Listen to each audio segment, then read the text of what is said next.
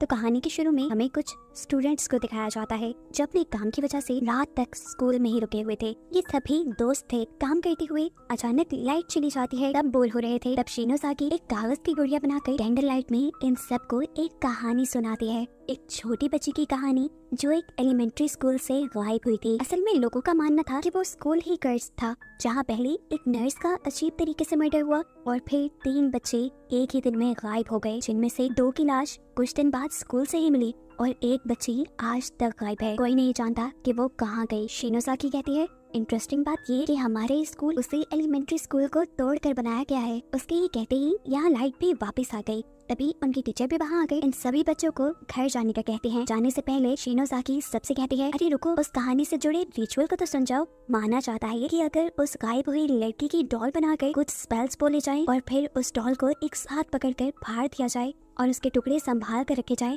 तो रिचुअल करने वाले दोस्त कभी एक दूसरे से अलग नहीं होंगे। अगर हम भी ये रिचुअल करें तो हम भी हमेशा साथ रहेंगे जैसे अब हैं। ये सुनकर सभी उसके बताए रिचुअल को करने के लिए मान जाते हैं और एक साथ उस कागज की डॉल को पकड़कर कुछ स्पेल्स बोलकर उस डॉल को एक साथ फाड़ देते हैं। अब सब लोग खुश थे और एक्साइटेड थे कि वो हमेशा साथ रहेंगे। लेकिन तभी अचानक उनके स्कूल में सलसला आ जाता है। जमीन अजीब भयानक तरीके से हिलकर टूटने लगी। इन्हें यहाँ से भागने का वक्त भी नहीं मिला और एकदम से सारे के सारे उस जमीन के अंदर धंस गए। जहाँ ये लोग गिरे थे ये अंधेरी जगह थी। कहीं दूर से इन्हें रोशनी आती नजर आई, जहाँ इन्हें इनकी टीचर ले जाती है और यहाँ आकर इन्हें मालूम होता है कि शिनोज़ाकी की रिचुअल की वजह से ये सब लोग किसी तरह उसी एलिमेंट्री स्कूल के अंदर आ गए थे जिसकी कहानी उसने सुनाई थी। बाहर जाने का भी कोई रास्ता नहीं था। चीजों का पता चलाने के लिए ये लोग इधर उधर देखते हैं तो इन्हें एक किताब मिलती है जिसमें उसी रिचुअल के बारे में लिखा हुआ था कि जो भी उस रिचुअल को करता है वो एक दूसरे यूनिवर्स में पहुंच जाता है, जो यूनिवर्स बिल्कुल एलिमेंट्री स्कूल जैसा है और कर्स्ड है। इस यूनिवर्स में उस बच्ची के गुमने की वो कहानी छुपी है जिसके बारे में कोई नहीं जानता। यही पढ़ते हुए अचानक इन्हें बाहर से अजीब आवाज आई। फौरन एक बच्ची बाहर चेक करने गई तो किसी ने उसके सर पे हथौड़ा मार दिया, कुछ इस तरह से कि उसका सर और मुंह दोनों फट गए और वो वहीं मर गई। उसकी इतनी भयानक मौत देखकर सभी बच्चे डर गए, वहाँ से भाग जाते हैं और एक दूसरे से अलग हो जाते हैं।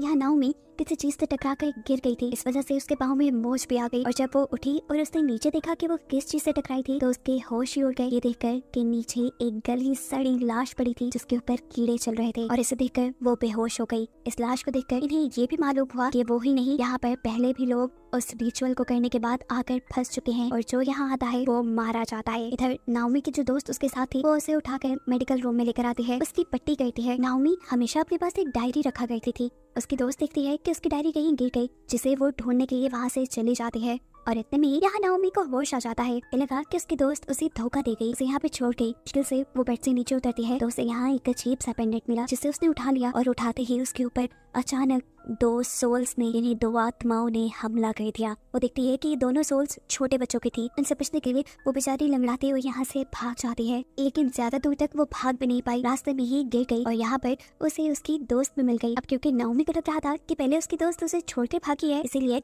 नाओमी उसे बहुत बुरा भला कह देती है, उसकी मदद भी नहीं लेती और दुखी होकर उसकी दोस्त वहाँ से भाग जाती है। उस दूसरी लड़की के यहाँ से जाते ही अब नाओमी को अजीबो गरीब आवाज सुनाई देने लगी थी, जिसे सुनते हुए उसके कानों में दर्द होने लगा और फिर वो बेहोश हो गई। दूसरी तरफ अब हमें सातोशी और उसकी बहन को दिखाया जाता है जो जब हॉलवे में भाग रहे थे तो तब उन्हें हॉलवे में बहुत सारी लाशें दिखाई दी। सातोशी की बहन ये देखकर बहुत ज्यादा डर गई। अब उसे वॉशरूम जाना था, सातोशी उसे लेकर वॉशरूम में जाता है, लेकिन फिर यहाँ से उसकी बहन गायब हो जाती है। वो बुरी तरह घबरा चुका था। अभी वो इस सदमे में से बाहर निकला ही नहीं था कि उसके सामने एक सोल आ गई जिसके मुंह से खून निकल रहा था। इसे देखकर वो डर गया, उसने चीख मारी और वो सोल भी वहाँ से चली गई। यहाँ अब हम शिनोज़ाकी को देखते हैं जो अभी भी उसी किताब को पढ़ रही थी और यहाँ से बाहर निकलने का रास्ता ढूंढ रही थी।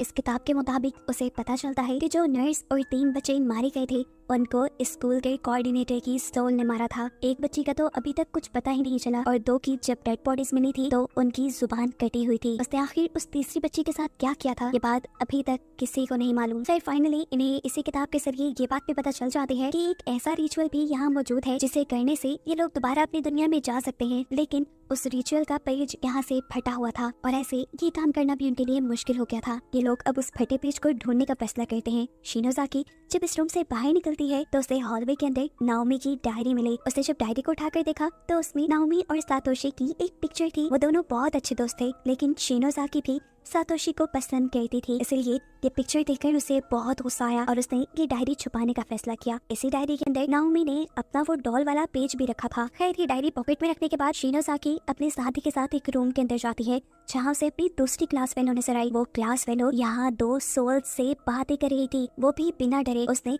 इन दोनों सोल्स को अपना दोस्त बना लिया था। वो चाहती थी कि जिस वजह से ये दोनों सोल्स इस दुनिया में फंसी हुई हैं, उस वजह को ढूंढकर वो इन दोनों सोल्स को आराम दे दे और इन्हें सोल्स की दुनिया में पहुंचा दे। यही बात वो शिनोज़ाकी और उसके साथी को भी बताती है। उसका साथी उन दोनों सोल्स को देखकर बुरी तरह डर चुका था। वो इस लड़की से कहता है, दूर हटो इन सोल्स से। और ये सुनकर उन दोनों सोल्स को गुस्सा आ जाता है और वो अपना गुस्सा अपने ही दोस्त यानी इस लड़की के ऊपर उतार देते हैं और उसे उठाकर दीवार के ऊपर इस तरह से मारते हैं कि उसकी बॉडी के टुकड़े टुकड़े हो जाते हैं और सारे के सारे टुकड़े दीवार के साथ ही चिपक जाते हैं। ये देखकर तो जैसे इन दोनों को भी होश नहीं रहा था। सीन कट होकर हमें नाओमी को दिखाया जाता है जो हॉलवे के अंदर बेहोश हुई थी और अब जब उसे होश आया तो वो वॉशरूम में थी। उसने सामने देखा तो वहाँ उसकी दोस्त की डेड बॉडी लटकी हुई थी। ऐसा लग रहा था कि जैसे उसने सुसाइड की हो। ये देखकर वो बुरी तरह डर गई। उसे समझ नहीं आ रही थी कि उसके दोस्त के साथ क्या हुआ। वो अब अपने आप को कसूरवार ठहराने लगी थी कि उसने अपनी दोस्त को इतनी बुरी तरीके से ट्रीट किया था कि उसने दुख में अपनी जान ही ले ली। शौक में काफी देर तक वो वॉशरूम में ही बैठी रही और तब सातोशी उसके पास आया जो पहले अपनी बहन के इस वॉशरूम में गुमने की वजह से डरा हुआ था। वो देखता है कि नाओमी के पाँव पे चोट लगी थी, वो चल नहीं पा रही थी, इसलिए वो उसे उठाकर आगे बढ़ता है। यहाँ इनका एक और क्लास फेलो अब उस रूम में आता है जिस रूम में उन सोल्स ने एक लड़की को दीवार पे मार के मार दिया था। लड़की के जिस्म के टुकड़े और खून को दीवार पे लगा देखकर वो पागल हो गया। शिनोज़ाकी और उसका साथी अब एक अजीब से कमरे में पहुंचे थे जहाँ एक फ्रिज और कुछ टेप्स रखी थी। फ्रिज के अंदर उन्हें कुछ जुबानें मिलती हैं और वो समझ जाते हैं ये जुबानें उन्हीं बच्चों की हैं जिनकी सोल्स को उन्होंने देखा है। उनको लगता है कि अगर वो ये जुबानें उन बच्चों को दे देंगे तो वो लोग पूरे हो जाएंगे और ऐसे वो सोल्स अपनी दुनिया में यानी सोल्स की दुनिया में चली जाएंगी। अब यहाँ पर हम सातोशी की बहन को देखते हैं जिसके पीछे स्कूल के प्रिंसिपल की सोल पड़ चुकी थी, जिससे बचने के लिए वो एक रूम में छुप जाती है और उसी रूम में उस प्रिंसिपल की सोल को वो पागल हुआ लड़का दिख जाता है जिसे गुस्से में वो कुछ इस तरह से मारता है कि उसका सर बिल्कुल क्रैश ही हो गया। और ये देखकर सातोशी की बहन बुरी तरह डर गई। इससे पहले कि वो चिल्लाती थी यहाँ पर एक छोटी लड़की आकर उसे यहाँ से बचा के ले जाती है। अब सीन कट होकर हम दोबारा सातोशी और नाओमी को देखते हैं जो चलते हुए उसी रूम तक आ गए थे जहाँ पर शिनोज़ाकी भी थी। इस रूम से शिनोज़ाकी को जो टेप मिली थी वो उसे सातोशी को दे देती है जो उसे जब कंप्यूटर में चलाकर प्ले करता है तो इन्हें मालूम होता है कि ये वीडियो उसी ने बनाई थी जिसने वो रिचुअल वाली बुक लिखी थी। पहले उस राइटर की किताब में उस बच्ची के गायब होने के बारे में नहीं बताया गया था और वही कहानी मुकम्मल करने के लिए वो भी वही रिचुअल करके इस दुनिया में दोबारा आया था क्योंकि वो जानता था कि वो छोटी बच्ची की कहानी जानने के बाद दोबारा रिचुअल करके अपनी दुनिया में वापस चला जाएगा। लेकिन अफसोस कि यहाँ आते ही उसके एक साथी को प्रिंसिपल ने हथौड़े से मार डाला जिसे देखकर ये चारों बच्चे बहुत ज्यादा डर जाते हैं।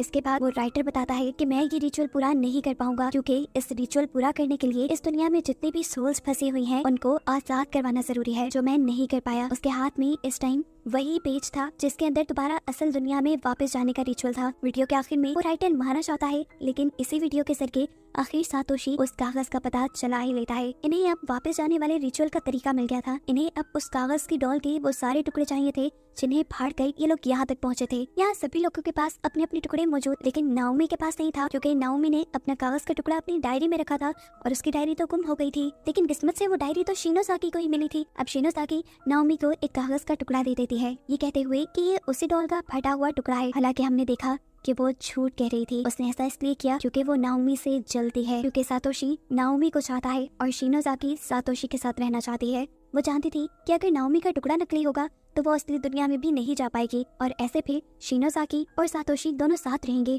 खैर ये टुकड़ा देने के बाद अब शिनोज़ाकी चाहती है अपने साथी के साथ उन दोनों सोल्स के पास जिनकी टंग उन्हें फ्रिज से मिली थी। ये टंग्स लेते ही वो दोनों सोल्स खुश हो जाती हैं। ऐसे उनकी बॉडी पूरी होते ही स्कूल के अंदर लाइट तो आ जाती है, लेकिन शिनोज़ाकी और उसका साथी देखते हैं कि वो सोल्स आजाद नहीं हुई थी, वो इस दुनिया से गायब नहीं हुई थी। यानी इसका मतलब कि अभी भी कोई चीज ऐसी थी जो इन सोल्स को परेशान कर रही थी। शिनोज़ाकी के पूछने पर ये सोल्स शिनोज़ाकी को हाथ लगा जाकर एक वीएन दिखाते हैं जिसमें वो देखते हैं कि इन दोनों छोटे बच्चों को स्कूल के डायरेक्टर की सोल ने नहीं मारा था, बल्कि उस छोटी बच्ची की सोल ने मारा था, जिसके बारे में इन्हें पता चला है कि वो गायब है। सिर्फ यही नहीं, वो बच्ची अभी भी लोगों को मारती जा रही थी और इस दुनिया का कर्ज खत्म करने के लिए इन्हें उस बच्ची की सोल को रोकना था। शिनोज़ाकी अपने साथी के साथ मिलकर उस बच्ची की सोल को रोकने के लिए जाते हैं, जहाँ हमें देखने को मिलता है कि उस बच्ची की सोल पहले ही सातोशी की बहन को पकड़ चुकी है। उसने सातोशी की बहन को बेड से लिटाकर उसके हाथ पांव बांधे हुए थे। वो पहले एक अम्ब्रेला को सातोशी की बहन के जिस्म में स्टैब करती है और फिर कैंची से उसकी जुबान भी काट देती है। जितनी देर में शिनोज़ाकी और उसका साथी यहाँ पहुंचे थे, उस बच्ची की सोल ये सारा काम कर चुकी थी और ये देखकर शिनोज़ाकी सुन रह गई। होश में आने पर शिनोज़ाकी फौरन सातोशी की बहन को उठाकर वहाँ से भागती है और हम देखते हैं कि पीछे से उस बच्ची की सोल हंस रही थी, जैसे वो ये काम करके बहुत खुश हुई हो। शिनोज़ाकी और उसके साथी का अब सामना हो जाता है डायरेक्टर की सोल से, जो अब शिनोज़ाकी को मारना चाहता था, लेकिन शिनोज़ाकी का साथी उसे बचाने के लिए उस सोल का सामना करता है और यहाँ खुद ही सोल से मार खा लेता है। उसको रास्ते से हटाने के बाद ये सोल दोबारा शिनोज़ाकी की तरफ बढ़ी तो एक और मर्तबा उसका साथी हिम्मत करते हुए पास पड़ी एक स्टिक लेकर उठा और उसने उस सोल के जिस्म के अंदर स्टैब कर दिया। ऐसे वो सोल मर गई और शिनोज़ाकी भी बच गई, लेकिन अफसोस कि वो नहीं बच पाया क्योंकि पहली सोल ने जो उसके ऊपर हमला किया था उसकी वजह से वो अब मारा गया। अब सीन कट होकर हम सातोशी और नाओमी को देखते हैं, जिनके सामने उस ईवल बच्ची की सोल आ चुकी है। इसको देखकर ये दोनों ही डर गए थे। सातोशी डरकर यहाँ से भाग जाता है, लेकिन नाओमी भाग नहीं पाती और वो जाकर एक रूम में छुप जाती है। इस रूम के अंदर बहुत सारे सीसीटीवी कैमरास की फुटेजेस थी। इनको देखकर नाओमी को अपने दोस्त की याद आती है जो वॉशरूम में मारी गई थी। वो अब उसकी मौत की वजह जानने के लिए सीसीटीवी की फुटेज जब रिवाइंड करती है तो ये देखकर उसके होश उड़ गए कि उसने खुद अपनी दोस्त को मारा था। इसलिए नहीं कि उसके दोस्त ने उसे धोखा दिया था, बल्कि इसलिए कि उस ईवल बच्ची की सोल ने नाओमी को पूरी तरह पोजेस कर लिया था, यानी अपने काबू में कर लिया था। इसी के चलते नाओमी ने अपनी दोस्त को मार डाला। ये देखकर वो बुरी तरह रोने लगी। उसे अफसोस हो रहा था कि वो कैसे अपनी जान से प्यारी दोस्त को मार सकती है। रोते हुए वो अपनी दोस्त से माफी मांगती है और उसे कहती है, मैं तुम्हें कभी नहीं मारना चाहती थी, लेकिन नहीं जानती मैं मेरे से ये सब कैसे हो गया। वो ये सब बातें कर ही रही थी कि अचानक उसकी दोस्त की सोल भी उसके पीछे आ गई, जो उससे कहती है, मैं जानती हूँ तुमने ये जानबूझकर नहीं किया, इसीलिए मैंने तुम्हें माफ किया। तभी नाओमी की नजर अब कंप्यूटर स्क्रीन के ऊपर पड़ती है, जहाँ उसने देखा कि वो ईवल सोल अब सातोशी के ऊपर हमला करने वाली थी। वो फौरन उसे बचाने के लिए बाहर गई। सीन कट होकर हमें शिनोज़ाकी को दिखाया जाता है, जो सातोशी की बहन की बॉडी लिए एक जगह सुन बैठी थी कि तभी कोई सोल उसके लिए एक मैसेज लिख कर जाती है, जिसमें लिखा था, तुम बेसमेंट में जाओ। इधर नाओमी जो सातोशी को बचाने के लिए आई थी, एकदम से नाओमी को देखते ही वो सोल यहाँ पर सब कुछ छोड़ छाड़ कर भाग गई और तब नाओमी को पता चला कि उसने जो लॉकेट जमीन से उठाया था, शायद उसी को देखकर ये सोल भागी थी। ये लोग जैसे ही अब उस लॉकेट को खोलते हैं तो इन्हें एक वीएन देखने को मिलता है, पास्ट का वीएन, जिसमें इस दुनिया की सारी मिस्ट्री थी। असल में उस ईवल बच्चे की मॉम उस स्कूल की नर्स थी, जिसे स्कूल के डायरेक्टर ने सीढ़ियों से धक्का देकर मार दिया था और ये चीज उस बच्ची ने देख ली थी। अपनी मॉम का मर्डर होते उस बच्ची ने देखा था। ये बात डायरेक्टर को भी पता चल गई और फिर डायरेक्टर ने उस बच्ची का भी गला घोट के उसे भी मार डाला। फिर ये दोनों मर्डर्स छुपाने के लिए डायरेक्टर ने इन दोनों की डेड बॉडीज को बेसमेंट में छुपा दिया था और बस उसी दिन से उस बच्ची की सोल इस स्कूल के अंदर भटकने लगी थी और कर्ज की शुरुआत हुई थी। आहिस्ता आहिस्ता करके उस बच्ची का गुस्सा इतना बढ़ गया कि उसके गुस्से की वजह से यहाँ एक पैरेलल यूनिवर्स बन गया। ये कहानी जानने के बाद नाओमी ये बात तो समझ आती है कि अगर ये लोग उस बच्ची की सोल का गुस्सा ठंडा कर लेंगे तो ये सब कुछ ठीक करने में कामयाब हो सकते हैं। खैर, ये लोग अब दोबारा पेंडेंट में दिखते हैं और इनका वेन कंटिन्यू हो जाता है, जहाँ ये लोग देखते हैं कि मरने के बाद उस बच्ची की सोल डायरेक्टर को बहुत ज्यादा तंग करने लगी थी। इसीलिए डायरेक्टर ने बेसमेंट में जाकर उस बच्ची की जुबान को ही काट दिया और इसी चीज का बदला लेने के लिए अब ये बच्ची जिसको भी मारती है उसकी जुबान काट देती है। खैर, अब ये दोनों ये मामला सुलझाने के लिए बेसमेंट में जाते हैं, जहाँ इन्हें शिनोज़ाकी भी मिली। ये लोग वहाँ जाकर उस बच्ची की लाश को जैसे ही देखते हैं तो एकदम से वो लाश जिंदा होकर बैठ गई और सातोशी पूरी तरह डर गया। उसे पैनिक होते हुए आस पड़ा पत्थर उठाया और जोर जोर से उस बच्ची के सर को मारने लगा, यहाँ तक कि उसका सर क्रश हो गया। नाओमी और शिनोज़ाकी देखकर पूरी तरह डर गई। नाओमी ने उसे कहा, बस भी करो सातोशी, क्योंकि जो वो देख पा रही थी वो सातोशी नहीं देख पा रहा था। उस लड़की ने, उस ईवल सोल ने सातोशी को पोजेस कर लिया था और इस पोजेशन में उसने सोल के बजाय अपनी ही बहन को मार डाला था और ये चीज रियलाइज होने पर वो खुद भी कांप जाता है। इसी सब के दौरान पीछे से उस बच्ची की सोल नाओमी को कैंची से स्टैब करने लगती है और कहती है, मैं तुम सबको मार दूंगी ताकि सोल्स की दुनिया में मेरी मॉम अकेली ना रहे। ये सुनकर नाओमी फौरन अकल दिखाती है और इस सोल उससे बात करने की कोशिश करती है। वो कहती है देखो तुम्हारी मॉम कभी भी किसी को मारना नहीं चाहेंगी, तुम उनका बदला अगर हमसे ले रही हो तो ये ठीक नहीं है। लेकिन ये सोल उनकी एक बात नहीं सुनती। वो दोबारा नाओमी के ऊपर हमला करने ही वाली थी कि नाओमी इस टाइम उसके सामने वही पेंडेंट ले आई जिसकी वजह से वो पहले गायब हुई थी। इस पेंडेंट के खुलने पर हमने देखा कि इस पेंडेंट में उस बच्ची और उसकी मॉम की फोटो थी। इस पेंडेंट को देखते ही वो सोल इमोशनल हो जाती है और तभी उसे अपनी मॉम याद आती है और मॉम की याद आते ही उसे फील होता है कि उसकी मॉम उसे पीछे से गले लगा रही है। अपनी मॉम के प्यार का एहसास मिलते ही उस लड़की का सारा गुस्सा खत्म हो चुका था और गुस्से के खत्म होते ही वो ये कर्ज खत्म होते ही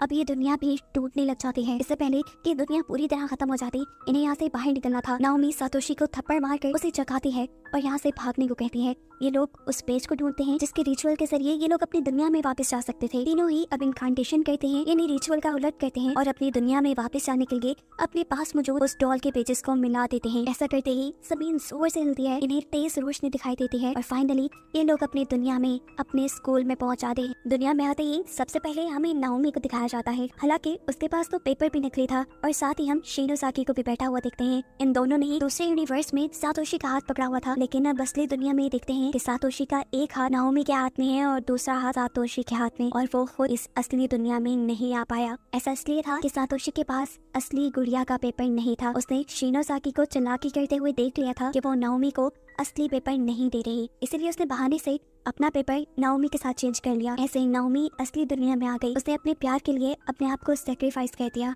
और शिनोसाकी का सारा प्लान फेल हो गया, जिसके दुख में अब वो ये पूरी जिंदगी गुजार देगी कि उसने अपने ही जन्म में अपने प्यार को खो दिया। और बस यही दिखाते हुए ये कहानी यहाँ खत्म हो जाती है।